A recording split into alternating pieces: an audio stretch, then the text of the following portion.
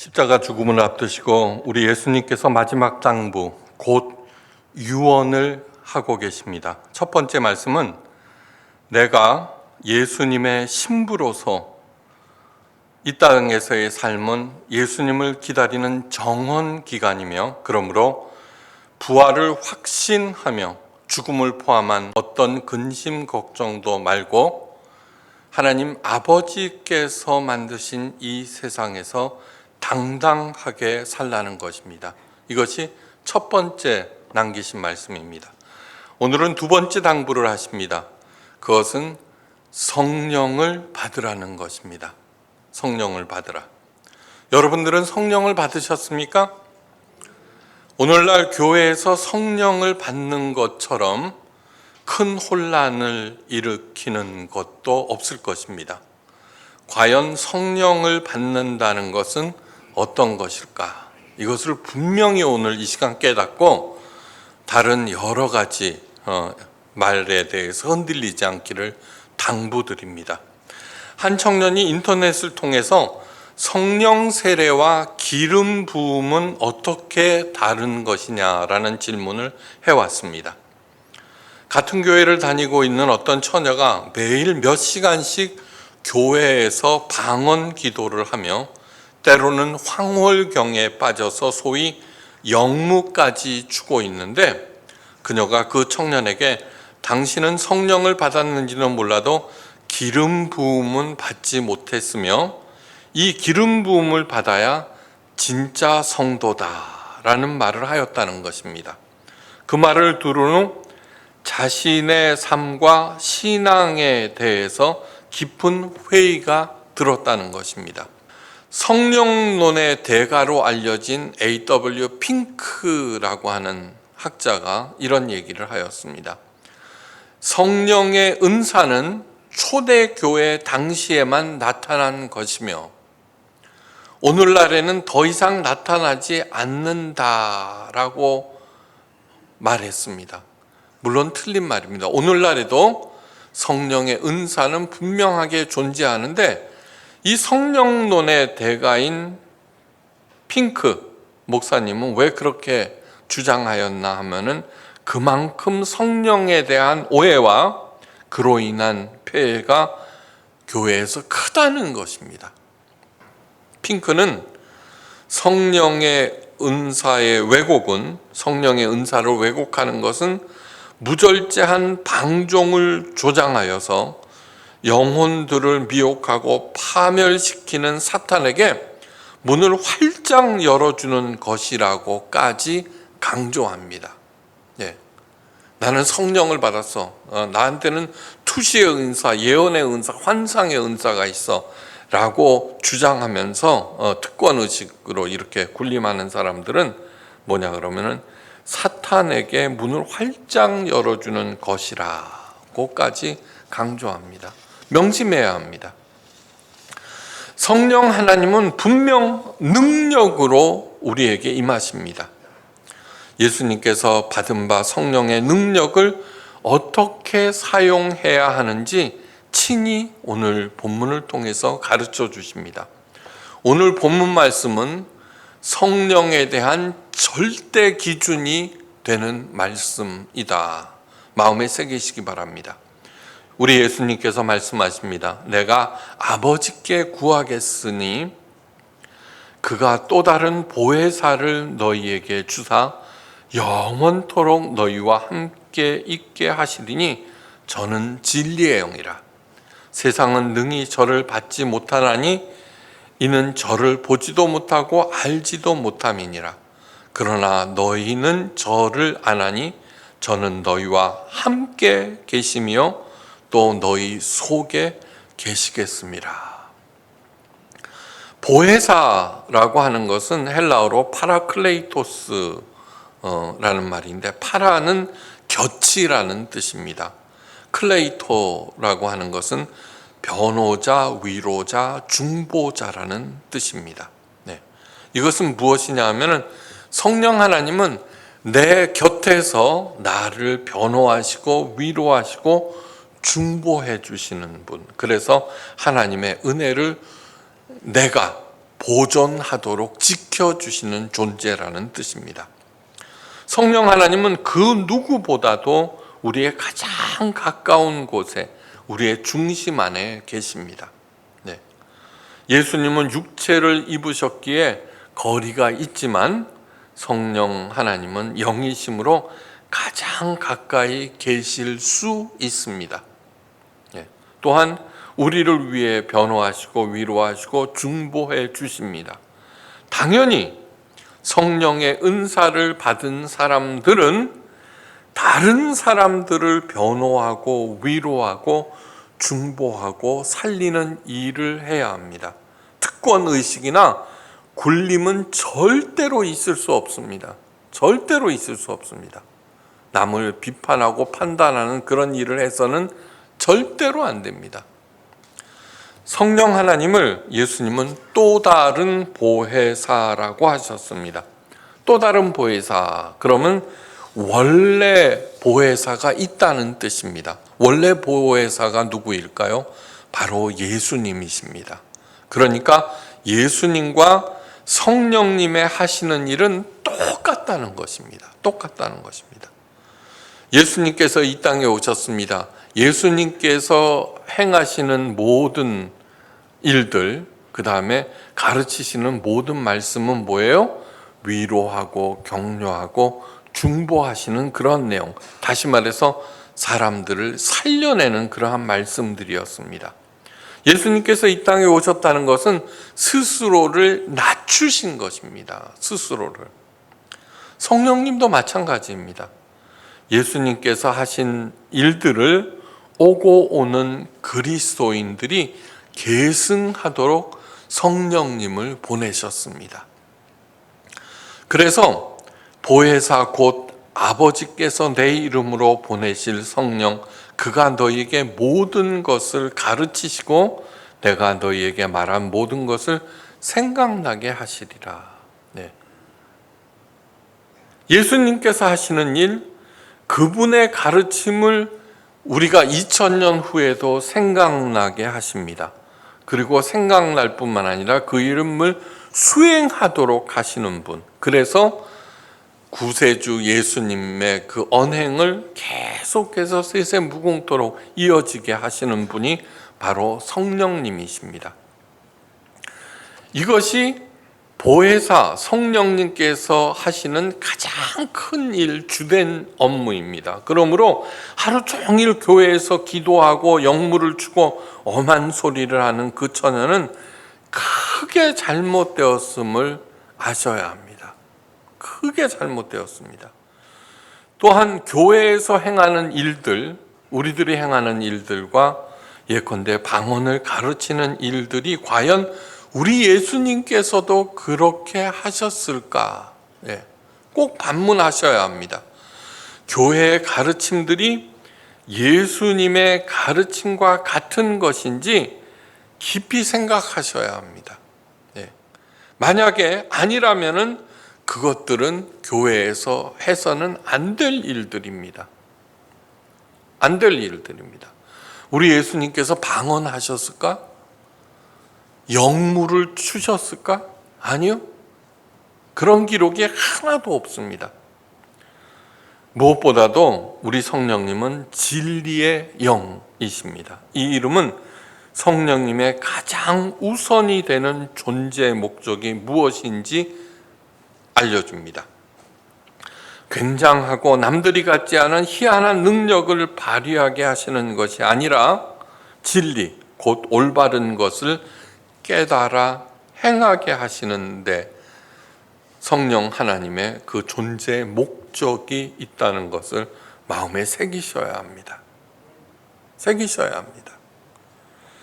여기에서 깊이 생각해야 하는 문제에 우리가 도달했습니다. 여러분들은 성령을 받으셨습니까? 성령을 받는 것을 방언이나 환상이나 전율과 같은 특이한 체험으로 생각하는 사람들은 이에 대한 확답을 주저하실 것입니다. 예. 왜요? 다른 교회에서는 방언이라도 해야 성령을 받은 것으로 가르쳤거든요. 네. 근데 나는 방언할 줄도 모릅니다. 저도 모릅니다. 하지만 절대로 그렇지 않습니다. 사도 바울의 후계자는 디모데였습니다. 디모데를 사도 바울이 얼마나 사랑했는지, 사도 바울은 독신으로 살았거든요, 평생 동안. 그런데 디모데를 믿음으로 낳은 아들이라고 여러 번에 걸쳐서 그렇게 불렀습니다. 예. 그런데 사도 바울은 다메섹 도상에서 부활하신 예수님을 만나는 특별하기 그지없는 체험을 한 반면에, 디모데는 조용한 성품의 사람으로서 특정한 체험에 대한 언급이 없습니다. 만약에 있었다라고 하면은 분명히 디모데를 설명할 때 한 줄을 끼워 넣었을 것입니다. 그럼에도 불구하고 디모데를 자신의 후계자로 삼은 이유는 디모데 역시 성령을 받은 성령의 사람이었기 때문입니다. 성령을 받은 가장 특별한 증거는 무엇이냐 하면은, 내가 삼위일체 하나님이 나의 유일한 구원자라고 하는 것을 인정합니다. 또한 성경을 하나님의 말씀으로 받아들이고 예수님의 가르침을 진리로 내가 믿고 있다는 것입니다. 내가 하나님의 자녀요 예수님의 배우자임을 인정하고 있습니다. 그렇다면 그 사람은 이미 성령을 받은 사람입니다. 스스로에게 물어보십시오. 성령의 도우심이 없었다면 절대로 그것을 인정할 수가 없습니다. 성령께서 인정하셨기 때문에 비록 내가 시시하게 살고 문제 있게 살고 나약하고 두려움에 떨기도 하고 걱정 근심에 사로잡혀서 살고 있을지 몰라도, 그러나 삼위일체 하나님의 나의 유일하신 구원자시고 성경을 하나님의 말씀으로 받아들이고, 그렇다면 나는 성령을 받은 것입니다. 성령의 도우심이 없다면 거기에 예라고 대답할 수 없기 때문입니다. 성령 세례, 성령의 인치심, 성령의 기름 부음은 모두 똑같은 말입니다. 한치의 오차도 없는 똑같은 말들입니다. 다른 것이 절대로 아닙니다. 그러므로 이러한 것들로 이렇게 가르치고 그 단계가 있다는 둥 하는 것은 절대로 따라가서는 안 됩니다. 안 됩니다. 여기에서 한 걸음 더 깊이 들어가셔야 합니다. 진리 자체는 사람을 변화시키지 못합니다. 너희가 진리를 알지니 진리가 너희를 자유케 하리라, 그렇게 말씀하셨는데 이상하게 들리시겠지만 사실입니다. 진리 자체는 사람을 변화시키지 못합니다. 예수님께서 너희가 진리를 알지니 진리가 너희를 자유케 하리라고 분명히 말씀하셨습니다. 근데 진리를 통해서 내가 자유로워지기 위해서는 진리를 내가 알아야 됩니다. 여기에서 진리란 곧 예수님 자신과 그분의 가르침입니다. 안다는 것은 그분을 나의 구세주이시며 진리 자체임을 인정하는 그러한 행위입니다. 그런데 그렇게 인정하는 것은 내 주체가 아닙니다. 내가 그렇게 하는 것이 아니라 성령님께서 그렇게 하도록 나를 도와주셨기 때문입니다. 도와주셨기 때문입니다. 내가 아니라 성령님이 주어입니다. 예수님께서 말씀하십니다.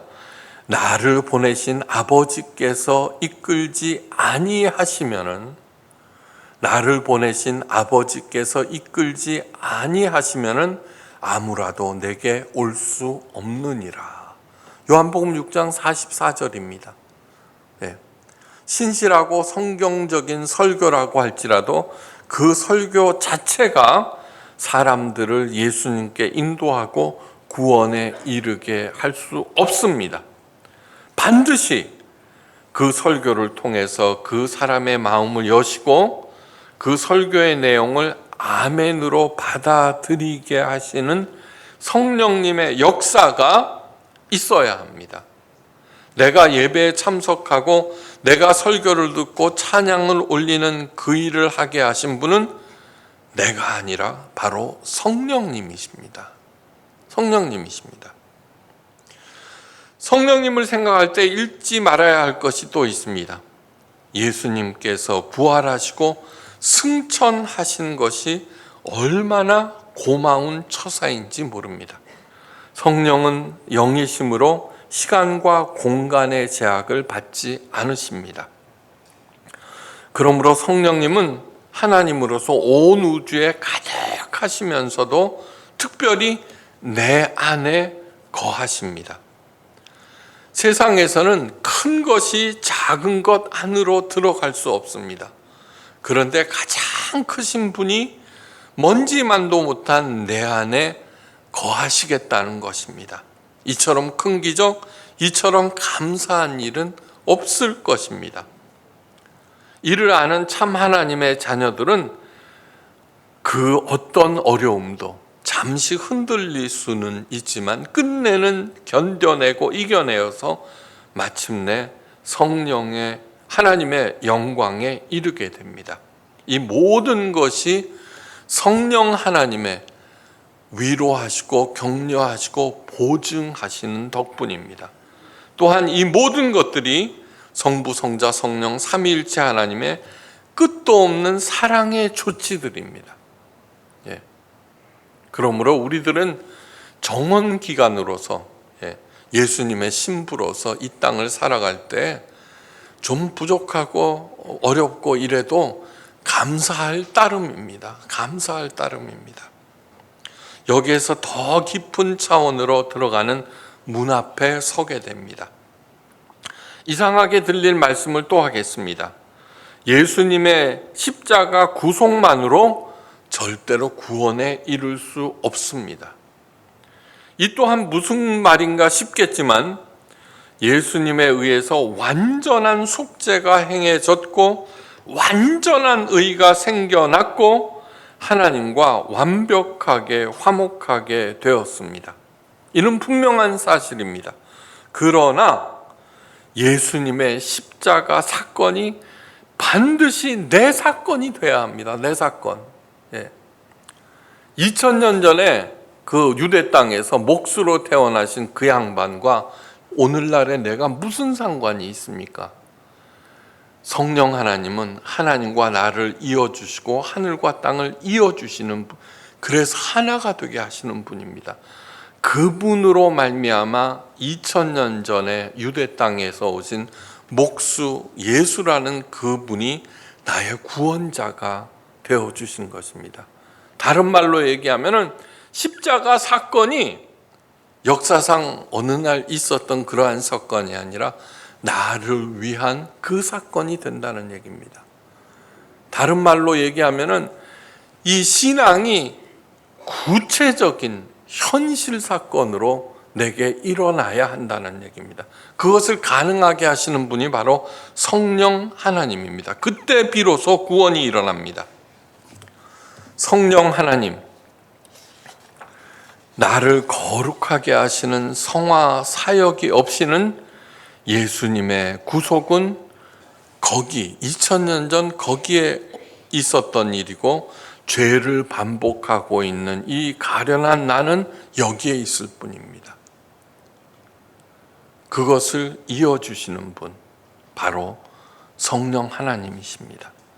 그러니까 예수님께서 보혜사 성령을 우리들에게 보내주신다고 말씀하시는 것입니다. 사도 바울이 말합니다. 고린도전서 6장 11절에서 주 예수 그리스도의 이름과 우리 하나님의 성령 안에서 씻음과 거룩함과 의롭다 하심을 얻었느니라. 너무너무 중요한 말씀입니다.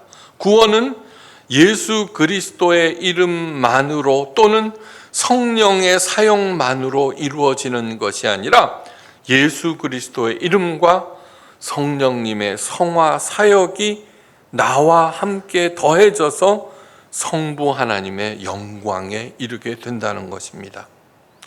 예수님은 구원의 문을 여셨고 성령은 나로 하여금 그 구원의 문에 들어가게 하시고 그 구원의 문을 통하여 진리의 길을 걷게 하시고 마침내는 하나님의 영광에 이르게 하시는 분입니다. 그러므로 육신을 입은 예수님은 반드시 승천하고 이 땅에 없어져야 하시고 성령 하나님이 대신 내려오셔야 합니다. 예. 성령님의 도우심은 마침내 나로 하여금 성령의 열매를 맺게 하십니다. 사도 바울은 그 성령의 열매를 다음과 같이 말합니다. 갈라디아서 5장 22절에서 23절 말씀. 오직 성령의 열매는 사랑과 희락과 화평과 오래 참음과 자비와 양성과 충성과 온유와 절제니 이 같은 것을 금지할 법이 없느니라. 이는 생각나는 대로 적은 단순한 나열이 아닙니다. 예. 사랑과 희락과 화평과 오래 참음과 자비와 양성, 충성과 온유와 절제. 생각나는 대로 성령의 열매를 이렇게 적은 것이 아니라 첫째 세 가지 사랑과 희락과 화평은 하나님께 대한 것입니다. 사랑, 누구보다도 하나님을 사랑합니다.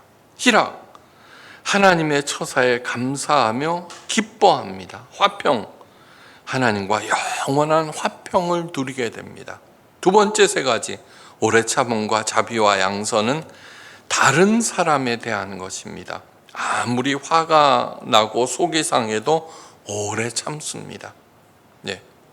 오래 참음, 자비, 이웃에 대한 자비를 베풀고 양선, 선을 행합니다. 네. 꼭 그래야만 한다는 것이 아니라 우리는 나약하고 어리석어서 흔들릴 수 있죠. 화가 나면 불같이 화를 내고, 그죠? 그런데 그것이 잘못된 것이라는 것을 깨닫고 얼른 하나님께 사죄하고 하나님께 기도하는 것입니다. 하나님, 내가 또 이렇게 바보 같은 짓을 했습니다. 용서하여 주시고 성령님의 능력으로 이 모든 나쁜 것들을 버리게 하옵소서라고 기도하는 것. 마지막 세 가지 충성과 온유와 절제는 내 자신에 대한 것입니다. 맡은 일을 충실하게 행합니다. 이것은 교회 일만 얘기하는 것이 아닙니다. 저는 목사로서 지금 40년째 목회를 하고 있는데 꼭 하는 말이 은혜 받기 전에는 봉사하지 않으셔도 됩니다. 입니다. 그런데요, 이게 무슨 뜻이냐 그러면은 교회 일을 해야 복 받는다? 아니요. 사회에서, 집안에서, 그 어떤 자리에서도 자기가 맡은 일에 대해서 감사함으로 충실하게 행하는 것, 그것이 바로 충성입니다. 내 뜻을 하나님의 뜻에 복종시키는 온유. 온유라고 하는 것은 부드럽고 이런 것이 아니라 히브리어로 아나운데 내 뜻을 하나님의 뜻에 복종시킨다가 온유입니다. 자신을 잘 다스리는 절제의 삶을 살아가게 됩니다. 성령 하나님의 역사는 기이한 종교적 능력이 아닌 일상의 삶에서 모든 일들이 이들이 사랑하며 흠모할 만한 그러한 아름다운 능력으로 내게 임합니다. 모든 분들이 성령을 받으시고 성령 충만하시기를 축원합니다.